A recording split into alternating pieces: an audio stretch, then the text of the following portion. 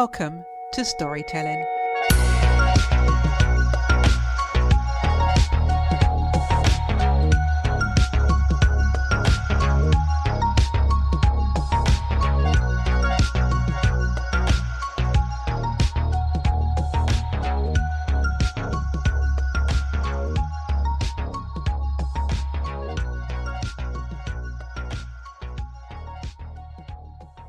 This week's guest worked as a personal fitness trainer, a massage therapist, and is now completing her Bodynamic Muscular Psychotherapy program. Along her journey, she noticed some peculiar things with her clients over the years, most notably emotional outbursts in sessions.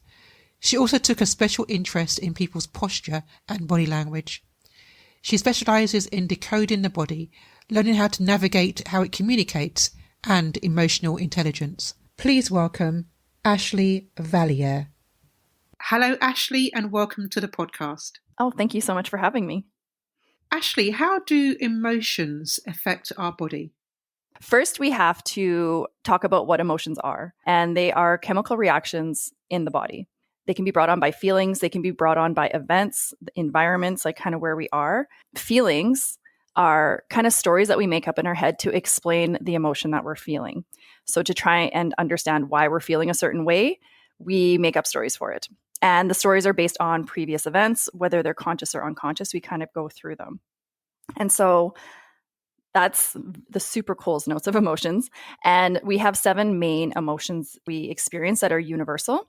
And each of these 7 universal emotions has sensations. And so that's what you feel in your body, as well as instinct. And that's when the emotion becomes so big that it puts you in an instinct mode. So for example, the emotion of sadness, you can just be sad. And then that feeling of sadness might be a little heavy, a little cold. You'd be feeling low. But the instinct side of that would be more of depression. So that feeling of sadness that we feel, when you say that we instinctively relate to that emotion, is that what you mean? Well, if we're in that emotion for too long. Yeah. Being sad is an absolutely perfect emotion to experience, and especially in context. Let's say somebody really close to you just passes away. Well, it makes sense that you're sad. So it's okay to feel them, but it's when it goes for a really long time unchecked, that's when we kind of fall into instinct. What can we do when we feel ourselves going from that emotion to that instinct mode where we may be feeling a bit sad or depressed for longer than usual? Oh, the best thing that you can do for any of the emotions really is just have community around you of some sort. And community doesn't have to be 100 people. It can be 1 or 2 just kind of closer people, but just have those people in your life that you check in on and they kind of check in on you. So having contact and connection is like the number one thing. So what are the 7 main emotions that we experience? So we have sadness, as discussed there. We have disgust, fear, joy, shame, connection, and anger. So those are our 7 main universal emotions. And each emotion has a physical movement with it. So for example, if I'm feeling disgusted at something, you know, that gross face that you make when something smells like bad, that like, ugh, you know, that's disgust. And that's like pushing away, like you're putting your arms out and like, ugh, like I don't want that kind of thing. So each emotion also has a physical reaction to it. I'm really happy you mentioned the word joy, because sometimes when we think about emotions, we forget that we have happy emotions as well, not just sad emotions. It does seem out of balance. Like if we look at the 7, there's really only 2 that are kind of like quote unquote happy ones. And it's just like, oh. How does this relate? Because I know certain emotions affects different parts of the bodies in different ways. In general, the emotions are going to affect you. You'll experience it physically with that kind of physical reaction that each one has. So depending how long you're kind of in that emotion. So for example, if we use that disgust example with that pushing away, you might feel disgusted for a while and it might feel really gross and heavy in your body, like your stomach. You might feel kind of nauseous, kind of like just that downturned face, like where you're just disgusted, right? Like you'll be experiencing like that. But then longer term can evolve into disease and dis-ease. So like just feeling uncomfortable kind of in perpetuality. It can create potential issues in your body, like with your organs and stuff. kind of your basic needs. And this is for any of the emotions. If they're kind of running rampant, our basic needs. So that's sleep, air, food, clothing, and shelter. If those basic needs start to kind of slip away, that's when we really need to check in. I think what's really interesting is how you describe how the long-term emotions can have a negative effect on our body.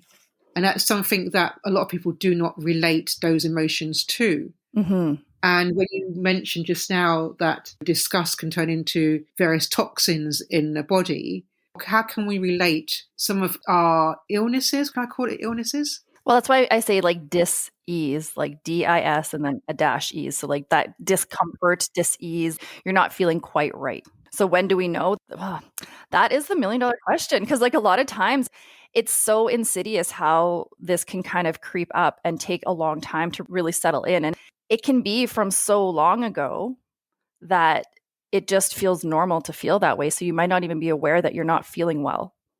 So can we have emotions that literally last long lengths of time that just stays with us, like that feeling of disgust, that feeling of sadness? Absolutely. Fear is a really good example. There's a lot of anxiety in the world, and anxiety is not feeling safe, and fear is not feeling safe. So that emotion of fear can come out in ways like anxiety, and that can be like so many people identify with just being anxious. Like, I'm an anxious person. Like, that's just a way of being almost. So yeah, they can last a really long time. So can we talk about the emotion of joy, and how does joy have an impact on our bodies? Oh, well, joy is just wonderful, right? Joy is one of those magic emotions in that joy creates safety. When you're feeling really joyful, you are in a safe place, and feeling safe, you're just open, you're flowy. You can't see my arms, but I feel like gooey, you know, you're just, there's not a lot of cares. It encourages play as well. And that's a lot of what we don't do enough of nowadays. And especially as we get older, we just don't play like we used to. And playing just creates so much of that like dopamine and adrenaline and oxytocin, like those good feeling hormones that come out. Those are the reactions we want in our body. So playing and for joy is something we should all do. Totally agree, because we do as adults become a lot more serious, and we get to be more playful and more joyful just in general nature. Yeah. Which can definitely help us. Well, and there's this really good quote. I don't know where it's from. We don't stop playing because we grow old. We grow old because we stop playing. Yes. Right? Totally agree with that. Like you said, we get so serious when we become adults.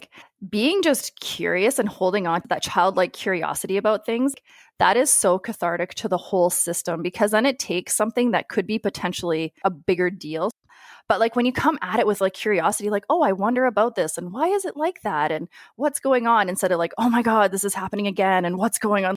The intensity is so different when you come in with curiosity, and joy really creates that. It allows for that playfulness. The emotion of anger, because isn't that saying that the anger will eat you up? Oh, yeah. Or is that the wrong emotion? I think any of the emotions can really eat you up. Because like even joy, you can have false joy, and that will eat you up too. I think any of them gone unchecked for long enough at a high enough intensity, that has to wear on you somehow, right? So how does anger affect us? Because a lot of people become angry about something or someone, and they harbor that anger for long lengths of time. Well, for those people who don't let anger go, what emotions does anger have on our bodies? Oh, anger is one of the very misunderstood emotions, and it's a very feared emotion because you don't want to come across as angry. You don't want to come across as irritated. Like, you want to be more appealing and appeasing. But anger is required to create boundaries. So, I mean, it is a very powerful emotion when used with intention and properly. Depending on your upbringing and what was allowed in your household, perhaps other emotions weren't allowed to be shown. So anger became the way to show it, or the other way around, right? So maybe you weren't allowed to show anger. So now you have other emotions that are kind of more expressive, but underneath them is anger. And so a really good example of pairing of this, anger and sadness are kind of best friends like that. So I've seen it so many times where there's somebody who's really, really sad, but underneath that sadness is a lot of anger at the wrong that's being done to them. And then on the other side, I've seen a lot of people very angry when really underneath they're so sad at what's happened to them. It really helps to put things into perspective in terms of everyone's perception of that emotion of anger. Yeah. And I like the way you related that anger to sadness as well, because often they are quite combined. Yeah. I mean, for my own story, like I remember realizing how angry I was, and I was very startled at it. I was like, I'm not an angry person though. Like, what is going on? And it was a strange negotiation, and it lasted a long time. I would even say years. I was really kind of sifting through and understanding and figuring it out because it was so foreign that sadness was allowed, but not anger. And so to allow anger out was like, whoa, like this is whole new territory. And then we've got two more emotions, which I'm sure probably connected as well, but shame and connection. Mm-hmm. So shame is another, they're all beautiful, but is another beautiful emotion in that we don't like to feel shame. That doesn't feel good. And the action of shame is a drive for change. So if you're ever feeling ashamed or shameful, what is it that made you feel like that? You have an opportunity now to change it. And this is kind of where ignorance comes in too. A lot of people are afraid of speaking up about a lot of things because they don't want to be wrong about it. They're afraid they're going to be ignorant. If you're very honest in your ignorance, like you really don't know what you don't know, and then you're corrected, you're going to feel a bit of shame, like, oh, how did I miss that? I can't believe I did that wrong, or whatever the internal dialogue is. But then it gives you an opportunity to grow and change from that. So shame is a really beautiful emotion. As you rightly say, no one likes to be seen to be wrong because everyone likes to save face, particularly in public. Exactly. And like, actually, that's a great segue into there are two kinds of shame. So we have a constructive shame. And that's the one that I was kind of describing, where you're wrong about something, you're corrected, and then it's like, oh, that's embarrassing. But then you move on and do better moving forward. So that's a constructive shame. The destructive shame is when you make yourself wrong for it. Like, I'm a bad person because I said this or did that, or I am wrong as a human being. And that one is a very kind of collapsing shame. And that's the one where it's like the color drains from your face. You can feel like your blood going out your feet kind of thing, right? Like that is a destructive shame. And connection. Yes, connection. So this is the other feel-good one. They've done studies and stuff on elderly people and what's the most important thing for their health as we age and get into like 70s, 80s, 90 years old. And above all of everything, it seems to keep coming out that connection, like having somebody to talk to, having one person kind of thing. Like it doesn't have to be a lot, but just like maintaining that connection is what really brings so much health and joy and vitality to somebody's life and purpose even. So connection is so, so, so important. And it's kind of like joy. It releases a lot of those like good, happy chemicals and hormones. And it makes you feel awake. It makes you feel your senses are sharpened. You feel safe. It's a feeling of love, really. And love is actually like bigger than that. Love is harder to describe, but it is that tenderness that you would feel in love. And you can have that kind of loving connection with people that are like outside of your partner. I think a lot of times we think love can really only be applied to your significant other. You know what I mean? Like that kind of intensity, but really like a really good connection with somebody that you really care about and love, like that's so good for the soul. I think we're very social beings, and being around people does make us healthier. Mm-hmm.